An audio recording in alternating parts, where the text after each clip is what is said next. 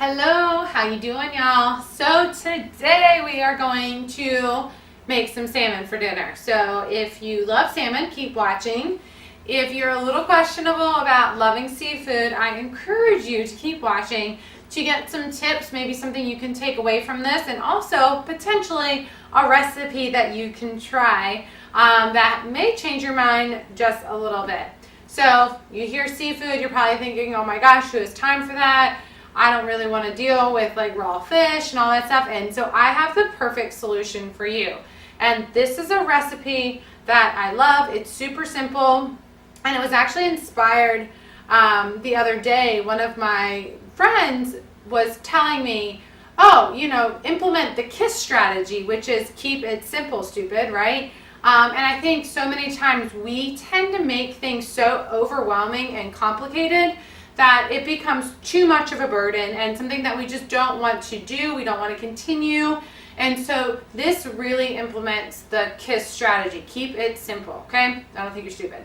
But I wanted to let you know where you can find this recipe and who I am. So this is on Bites of Wellness, which is my website. I am the founder, Samantha Rowland. I am a nutrition coach.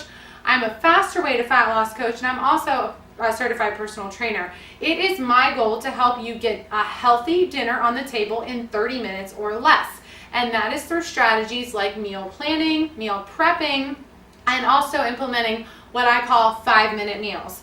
So this recipe does not require a ton of hands-on time, but it does bake in the oven. So it's not a 5-minute meal, but it is perfect for meal prepping. So this will go together really simply, literally 2-3 minutes. All you're doing is measuring, stirring, plopping it on a pan, and putting it in the oven. If you can set a timer and you can measure, you can make this recipe. The second part of this is that you can then take this recipe and use it throughout the week. You can use it in breakfast, lunch, dinner, whatever you love, okay? So that's the meal prepping part of this.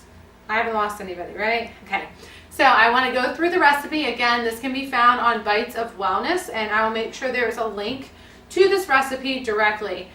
And let's get started. So we need canned salmon, butternut squash that's already been pureed. So I get both of those things at Trader Joe's. You can find them at Costco as far as the salmon. If you cannot find canned butternut squash, which I have seen in most regular grocery stores as well, you could also use pumpkin in this, so make sure it doesn't have any sugar in it. Or you could use pureed sweet potato as well. So just a heads up.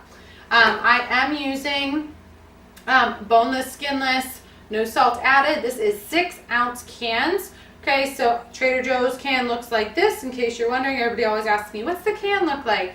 So the Trader Joe's can looks like this, and the one from Costco comes in a big tube, and it looks like this. This is what I buy when I go to Costco.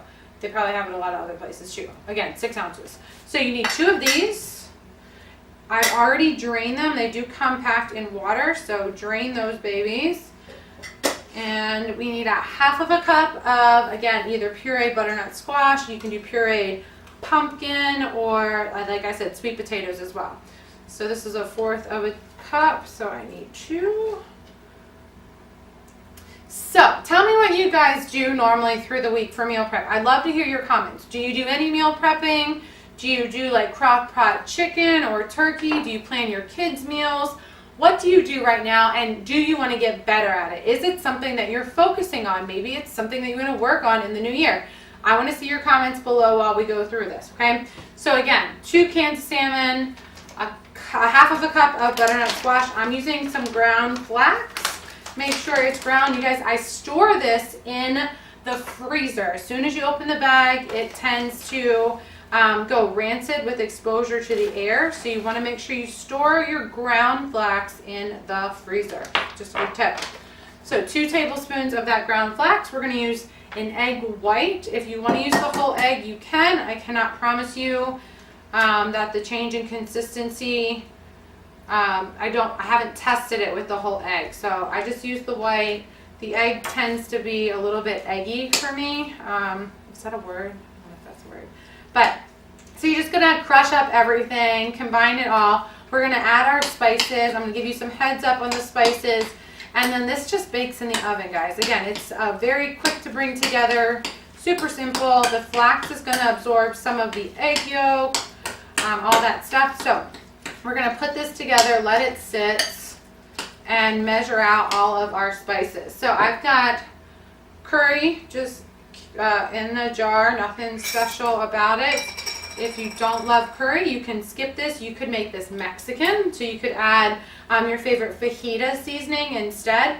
I'm going to do 2 teaspoons of the ground curry. So I'm not the biggest fan of spice, but I find that just by this, it's not extra spicy, but when I get it in like the jars, I'm always like, oh, can't breathe.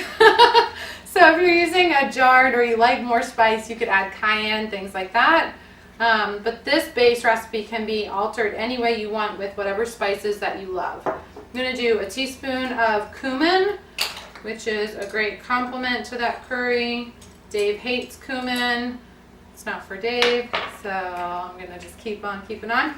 So what are some of the reasons why you might want to implement making this at home? Well, you guys know I'm a huge fan of homemade food. I'm also a huge fan of reducing your inflammation, and the omega-3s in the salmon is a great way to help reduce your inflammation. I'm doing a half of a teaspoon of garlic powder because it's delicious. And then I'm going to do a teaspoon of salt too. So there's nothing here that's not natural. This is sea salt, super yummy. If you don't add a lot of salt, cut it in half and see how you like it. What was I going to tell you guys? Anybody commenting on their meal prep strategies? No meal prep strategies. All right, everybody's focusing on the holidays, I'm sure. But if you are committed to your goals, now is the time to start thinking about that stuff, guys. So you can see the flax has really started to thicken this up. You want to make sure that essentially it will bind, so that will bind just fine. I'm going to, so these already baked in the oven, you guys can see they're not falling apart. They're very easy to utilize. They do store very well in the fridge. I have not frozen them, however, I'm sure they would do fine. You want to make sure you have parchment paper or something down, spray it with some non-stick, and then I'm going to use the 4th cup that I scooped out my butternut squash in. And I'm going to use that to make sure that these are all the same size. So nothing crazy here, just going through, scooping it out, and then I will use my hands to make sure that these get formed into tighter patties, but just so that they're all about the same size, I like to use the measuring cup. I think the recipe says it makes 8, but I'm not going to be crazy about that. So just go through. Once you have it, you just want to smash them together and turn them into a patty, and then the rest will be done while they bake in the oven. So the egg helps kind of keep this together.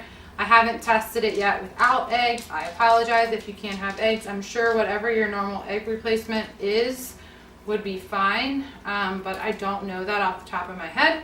So I'm going to finish putting these together. They go in the oven for 20 minutes at 400 degrees Fahrenheit, and then you want to take them out, flip them over carefully, and bake them for an additional 5 minutes on the other side. They will brown on both sides, as you see, get nice and yummy, and then you can serve these over maybe some riced cauliflower or quinoa or basmati or jasmine rice, whatever you like. I'm going to actually have these over zoodles, so zucchini noodles with a little bit of tahini, make it super simple and easy. I'm going to go take these to the oven. I hope that this was helpful. If you love tips like this, guys, I encourage you to join our Bites of Wellness community. Super easy. Facebook, I'll make sure there's a link there, but lots of fun ideas being shared there. And there's going to be more and more cooking tips like this there. So hope to see you guys at our Facebook community, Bites of Wellness. And I'll make sure that there's a link here. Any questions? No? All right, guys. Have a great rest of your day.